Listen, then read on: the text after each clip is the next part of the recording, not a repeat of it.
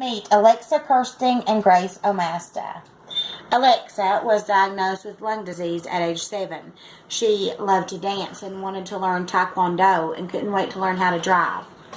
By age 12, she was diagnosed with pulmonary hypertension, and that placed her on the lung transplant waiting list.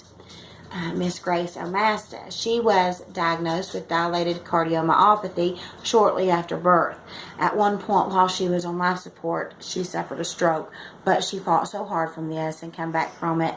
By age 3, she developed heart failure again, and that placed her on the heart transplant waiting list.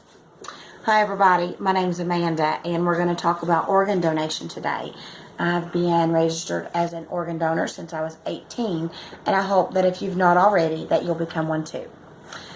According to the Organ Procurement and Transplantation Network, as of 9/23/2017, over 116,000 people were in need of a life-saving organ, and that changes all the time. Every 10 minutes, someone is added to this list. And with only a little over half of all U.S. adults registered as donors, people will die. An average of 20 to 22 people die every day while waiting. In 2016 alone, over 7,000 people, over 7,000 loved ones have died while they waited and they hoped for an organ to come, and it never did. One person can save up to 8 lives. The heart, 2 lungs, 2 kidneys, liver, pancreas, and small intestines. One person can save 8 lives. They can enhance over 100 more. You can donate your corneas, your veins, your heart valves, your tendons, your ligaments, your bones, and even your skin. You can help people regain and go on to live a normal life. With one tragedy, all these other lives can be affected.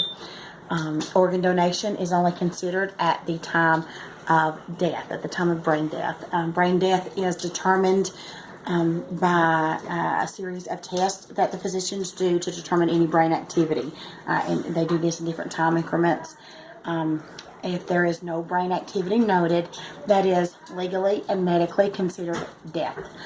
Please make no mistake, it is irreversible. Brain death is not a coma. People will not get better. They will not come out of this.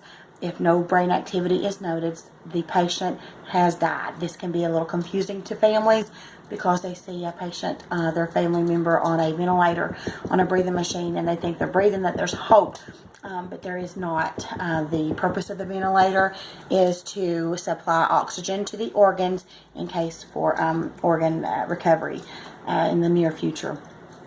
Again, that can be a little confusing, but please make no mistake, if brain death is determined, the patient has died.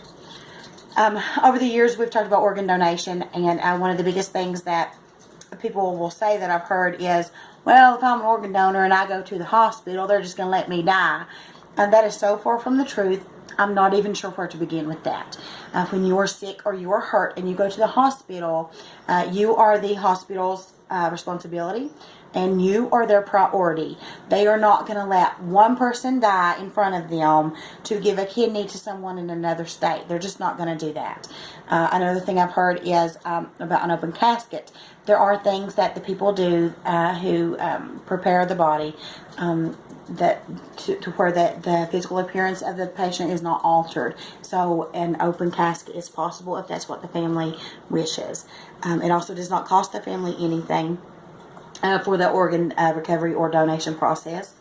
It is also supported by most major religions. They consider it an act of charity, and they do support organ donation. If you do decide to become an organ donor, please speak with your family and let them know your decision. You don't want them to possibly be in a moment where they don't know what you want and they have to think, well, what would he want? What would she want? So please, if this is your decision, please talk with them and let them know so they don't have to be put in that position in such a difficult time. Miss Grace Omasta, she waited 445 days until she received her heart. She now loves to ride horses and ATVs and get into some trouble and spend time with her family. Miss Alexa Kirsting, she waited so patiently until July, until she passed away at the age of 14, when she waited on lungs that never came. If you do decide to register, you can register with your state's organ donor registry. You can register at donatelife.net. You can sign a donor card. One of the biggest things is signing yes to your driver's license. And again, please inform your family if this is what you decide. So please make this decision and save lives. And thank you all for listening.